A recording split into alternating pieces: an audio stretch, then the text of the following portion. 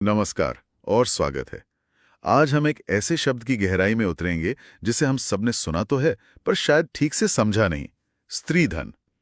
ये सिर्फ शादी में मिले गहने और साड़ियां नहीं है, बल्कि इसके पीछे एक महिला की आर्थिक आजादी का एक बहुत बड़ा कानूनी हक छिपा है। ये सिर्फ एक परंपरा नहीं, बल्कि एक ताकतवर कानूनी ढाल है। आज हम इसी हक की परतें खोलेंगे, इसकी प्राचीन जड़ों से लेकर सुप्रीम कोर्ट के आधुनिक फैसलों तक के सफर को समझेंगे। बिल्कुल सही कहा। और दिलचस्प बात यह है कि स्त्रीधन की अवधारणा, जिसे अक्सर लोग एक पुरानी रस्म समझते हैं, वो असल में हिंदू पर्सनल लॉ का एक बेहद प्रगतिशील, एक बेहद मॉडर्न हिस्सा है। अच्छा? जी हाँ, ये एक महिला को उसकी संपत्ति पर पूरा यानी एब्सोल्यूट मालिकाना हक देता है। वो उसे अपनी मर्जी से बेच सकती है, दान कर सकती है या खर्च कर सकती है। और इसके लिए उसे किसी की इजाजत की जरूरत नहीं, चाहे उसकी शादी हुई हो, वो विधवा हो या अलग रह रही हो। मतलब कोई शर्त नहीं है। कोई शर्त नहीं। और सुप्रीम कोर्ट ने बार बार ये साफ किया है कि ये कोई खोखला विचार नहीं, बल्कि एक ऐसा कानूनी अधिकार है जिसे लागू करवाया जा सकता है। ठीक है, तो चलिए इस कानूनी सफर को कदम दर कदम समझते हैं। सबसे पहले इसकी नींव से शुरू करते हैं। जब हम कहते हैं स्त्रीधन, तो कानून की नजर में इसका मतलब क्या है? इसमें क्या क्या आता है? ये सिर्फ वो सामान है जो शादी के मंडप में मिलता है? ये एक बहुत आम गलतफहमी है। इसका दायरा बहुत बड़ा है। कानूनी तौर पर स्त्रीधन में वो सारी चल और अचल संपत्ति आती है जो एक महिला को उसकी शादी से पहले, शादी के दौरान या शादी के बाद कभी भी स्वेच्छा से मिली हो। स्वेच्छा से, ये शब्द जरूरी है। बहुत जरूरी। इसमें उसके अपने माता पिता या रिश्तेदारों से मिले तोहफे, दोस्तों से मिले तोहफे और यहाँ तक कि उसके ससुराल वालों की तरफ से प्यार से दिए गए तोहफे भी शामिल हैं। एक मिनट, मतलब मेरी अपनी मेहनत की कमाई भी स्त्रीधन का हिस्सा है? ये बात तो बहुत लोगों को चौंका देगी। हाँ बिल्कुल, इससे तो इस अवधारणा का पूरा मतलब ही बदल जाता है। ये सिर्फ शादी से जुड़ा मामला नहीं रहा, ये तो एक महिला की पूरी आर्थिक पहचान से जुड़ गया। आपने बिल्कुल सही पकड़ा। महिला की अपनी कमाई, उसकी अपनी बचत या उसे विरासत में मिली कोई भी संपत्ति, सब उसका स्त्री धन है। और इस पूरी अवधारणा को कानूनी तौर पे चट्टान की तरह मजबूत करने का काम किया सुप्रीम कोर्ट के एक ऐतिहासिक फैसले ने। कौन सा फैसला? प्रतिभा रानी बनाम सूरज कुमार, 1985 का मामला। इस केस को स्त्री धन के मामले में एक तरह से मैग्ना कार्टा कहा जा सकता है। इसने स्त्री धन के कानूनी चरित्र को हमेशा के लिए बदल दिया। तो ऐसा क्या कहा था अदालत ने इस फैसले में, जिसने इतना बड़ा बदलाव ला दिया? अदालत ने दो बहुत ही क्रांतिकारी सिद्धांत दिए।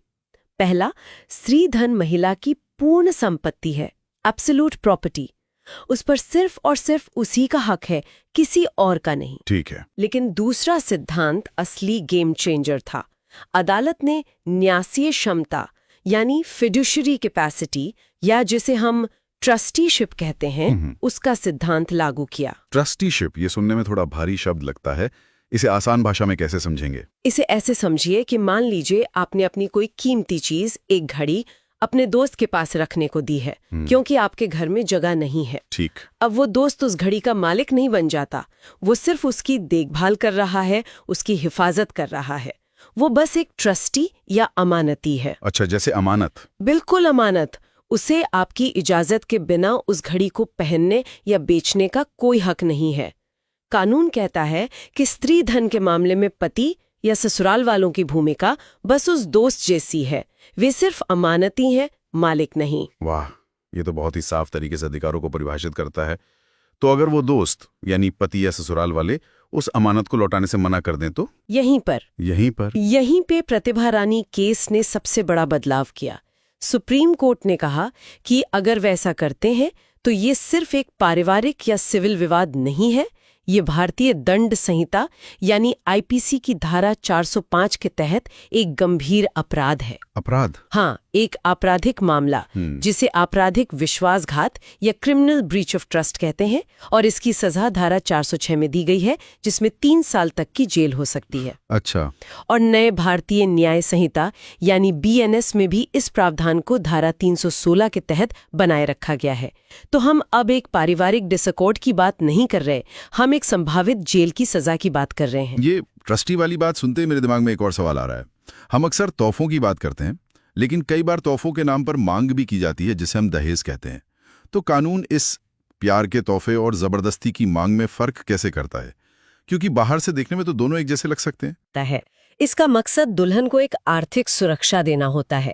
इसमें कोई शर्त, कोई मांग, कोई दबाव नहीं होता। जबकि दहेज, जैसा कि दहेज निषेध अधिनियम 1961 की धारा 2 में बताया गया है, वो शादी के लिए एक शर्त के तौर पर मांगा या दिया जाता है। उसमें एक लेन देन का भाव है। बिल्कुल, एक जबरदस्ती होती है। तो मतलब कानून की नजर में एक प्यार की निशानी है और दूसरा जबरदस्ती की। एक महिला को मजबूत बनाता है और दूसरा रिश्ते की शुरुआत से ही उसे कमजोर कर देता है। और इस फर्क के कानूनी नतीजे क्या होते हैं? नतीजे बिल्कुल उल्टे हैं। दहेज मांगना, देना या लेना, तीनों ही उस अधिनियम के तहत एक दंडनीय अपराध है, जिसके लिए कम से कम 5 साल की कैद और जुर्माने का प्रावधान है। और स्त्रीधन इसकी ठीक विपरीत। स्त्रीधन एक महिला का संरक्षित, एक पवित्र कानूनी अधिकार है। अदालतें हर मामले के तथ्यों और परिस्थितियों को बहुत बारीकी से देखती हैं, ये तय करने के लिए कि कोई संपत्ति स्वैच्छिक उपहार है या जबरदस्ती की गई मांग है। ये सब सुनने में तो बहुत मजबूत लगता है, लेकिन क्या असल में ऐसा होता है? मेरा मतलब है, कानून की किताबों और थाने कचहरी की हकीकत में तो अक्सर बहुत फर्क होता है। अगर किसी को उसका स्त्रीधन वापस नहीं मिलता, तो उसके पास क्या रास्ते हैं? क्या ये कानून वाकई इतने असरदार हैं? देखिए, ये सच है कि प्रक्रिया लंबी हो सकती है, लेकिन कानून ने एक बहुस्तरीय सुरक्षा कवच तैयार किया है।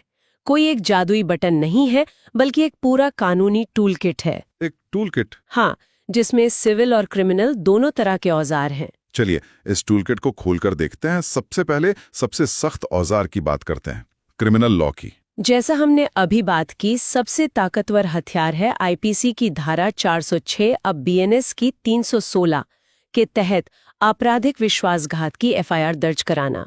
एफआईआर कराना? हाँ, अगर ये साबित हो जाता है कि स्त्रीधन पति या ससुराल वालों के कब्जे में था और उन्होंने मांगने पर भी उसे लौटाने से इनकार कर दिया, तो ये सीधा सीधा एक आपराधिक मामला बनता है। ये एक बहुत मजबूत निवारक, मतलब डिटरेंट का काम करता है, क्योंकि इसमें गिरफ्तारी की संभावना होती है। सही है।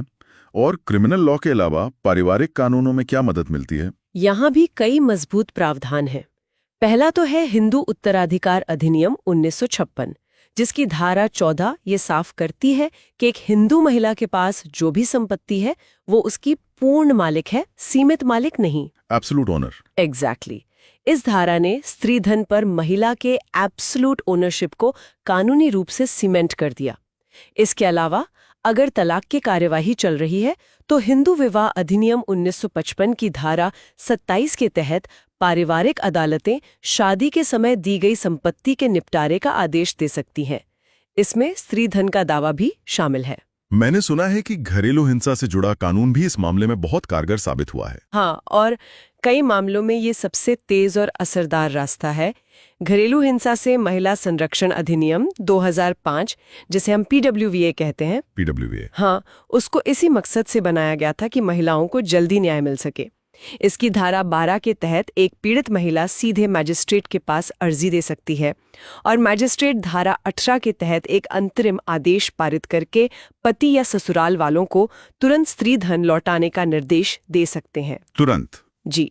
और सबसे अहम बात, अगर इस आदेश का पालन नहीं किया जाता तो धारा 31 के तहत ये अपने आप में एक अपराध बन जाता है, जिसके लिए गिरफ्तारी हो सकती है। ये प्रक्रिया दीवानी या फौजदारी मुकदमों से कहीं ज्यादा तेज है। कानून की किताबों में तो ये सब है, लेकिन मैं असल जिंदगी की कहानियां सुनना चाहता हूँ। वो कौन से अदालती मामले हैं जिन्होंने इन कानूनों को कागज से निकालकर हकीकत में बदला है? बिल्कुल, अदालती फैसलों ने ही इन कानूनों को असली दांत दिए हैं। प्रतिभा रानी 1985 ने तो नींव रख दी थी, लेकिन उसके बाद भी सुप्रीम कोर्ट ने इस अधिकार को लगातार मजबूत किया है। एक बहुत ही अहम मामला है रश्मि कुमार बनाम महेश कुमार भाड़ा, 1997। ओके।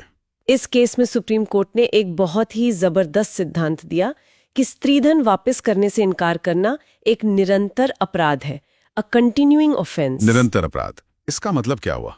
क्या ये किसी टाइम लिमिट या मियाद के कानून को बदल देता है? बिल्कुल। इसका मतलब ये है कि अपराध उस एक दिन नहीं हुआ जब स्त्रीधन लौटाने से मना किया गया। अच्छा। बल्कि ये अपराध हर उस दिन जारी रहता है जब तक स्त्रीधन वापस नहीं कर दिया जाता। इसे ऐसे समझिए कि ये एक लीक होते नल की तरह है। नुकसान सिर्फ एक बार नहीं होता, हर पल होता रहता है। तो इसका फायदा ये है कि अपराधी ये कहकर नहीं बच सकता कि अरे ये तो बहुत पुरानी बात है, अब मुकदमा नहीं चल सकता। यानी लिमिटेशन का तर्क यहाँ लागू नहीं होता। ये एक बहुत बड़ी जीत थी। ये तो सच में एक बड़ा दांव-पेच था, जो अपराधियों के हाथ से छीन लिया गया। और कोई हाल का फैसला जो इस पर और रोशनी डालता हो? हाँ, कृष्णा भट्टाचार्य जी बनाम सारथी चौधरी 2016 का मामला आज के समय में बहुत प्रासंगिक है। इसने 2 अहम बातें स्थापित की।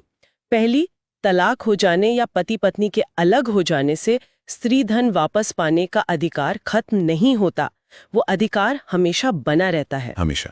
और दूसरी बात जो बहुत ही व्यावहारिक है, अदालत ने माना कि कई बार सालों बाद स्त्री धन की असली वस्तुएं जैसे जेवर मौजूद नहीं होती, उन्हें बेच दिया जाता है या वो खो जाती हैं।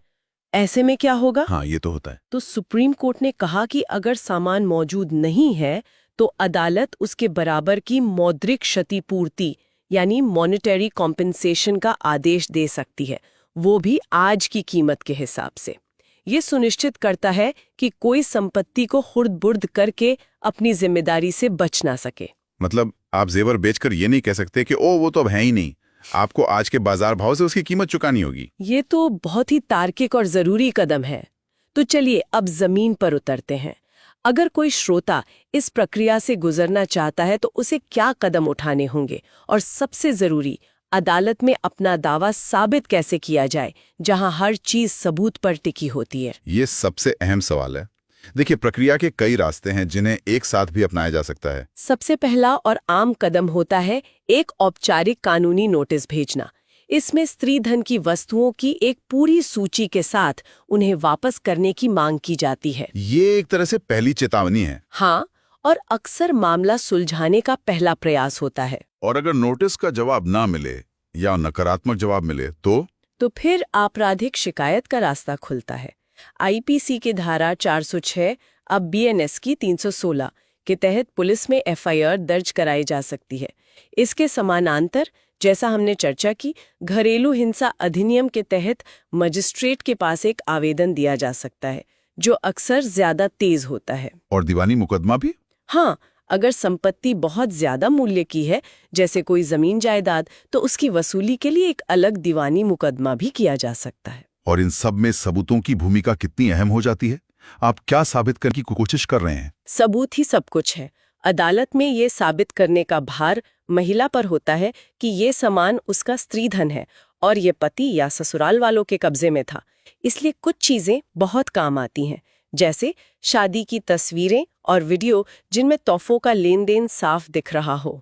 ठीक है। गहनों और दूसरे कीमती सामानों की रसीदें या बिल अगर मौजूद हों तो वो सबसे पक्का सबूत है। लेकिन भारत में शादियों में अक्सर बिल कौन संभाल कर रखता है? उस स्थिति में क्या किया जाए? आपका सवाल बिल्कुल सही है।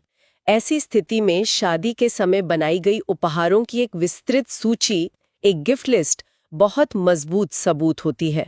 अगर उस सूची पर कुछ गवाहों जैसे परिवार के सदस्यों या दोस्तों के दस्तखत हों तो उसकी अहमियत और बढ़ जाती है। अच्छा। इसके अलावा जिन लोगों ने तोहफे दिए थे उनकी गवाही बहुत मायने रखती है, और आज के डिजिटल युग में व्हाट्सएप चैट, ईमेल या कोई और मैसेज जिसमें स्त्री धन के बारे में कोई बातचीत हुई हो, वो भी एक अहम सबूत के तौर पर पेश किया जा सकता है। तो आज की हमारी इस गहरी पड़ताल का सार ये है कि स्त्री धन महज एक तोहफा या परंपरा नहीं, बल्कि एक महिला का पूर्ण कानूनी रूप से संरक्षित और लागू करने योग्य अधिकार है। यह उसकी आर्थिक सुरक्षा और सम्मान का प्रतीक है, जिसे कानून की कई परतें सुरक्षा देती हैं, चाहे वो आपराधिक कानून हो, पारिवारिक कानून हो या घरेलू हिंसा के खिलाफ बना विशेष कानून। एक महिला की अपनी संपत्ति हमेशा उसकी ही रहती है। पति और उसके रिश्तेदार अगर उस संपत्ति को अपने पास रखते हैं तो वे केवल ट्रस्टी या अमानती की भूमिका में होते हैं, मालिक की नहीं। और इस भरोसे को तोड़ना एक गंभीर अपराध है जिसके गंभीर परिणाम होते हैं। और श्रोताओं के सोचने के लिए एक विचार छोड़ जाते हैं। कानून ने स्त्री धन पर महिला के जीवन काल में उसके पूर्ण अधिकार को तो स्थापित कर दिया है, लेकिन अगर कोई महिला बिना वसीयत के गुजर जाए तो उसकी इस खुद की कमाई और हासिल की हुई संपत्ति का उत्तराधिकार कैसे तय होता है, ये एक जटिल और विवादास्पद मुद्दा है। हाँ, ये एक ऐसा क्षेत्र है जहां कानून पर अभी भी बहस जारी है। हिंदू उत्तराधिकार अधिनियम की धारा 15, जो एक हिंदू महिला की संपत्ति के उत्तराधिकार को नियंत्रित करती है, उसके नियम पुरुषों के लिए बने नियमों से बहुत अलग है। कई कानूनी विशेषज्ञ इन्हें लिंग के आधार पर भेदभावपूर्ण मानते हैं। भेदभावपूर्ण क्यों? इनकी कुछ स्थितियों में संपत्ति पति के वारिसों को चली जाती है, न कि महिला के मायके वालों को, भले ही वो संपत्ति महिला को अपने माता पिता से मिली हो। ये वो अगला मोर्चा है जहां कानून का विकास होना अभी बाकी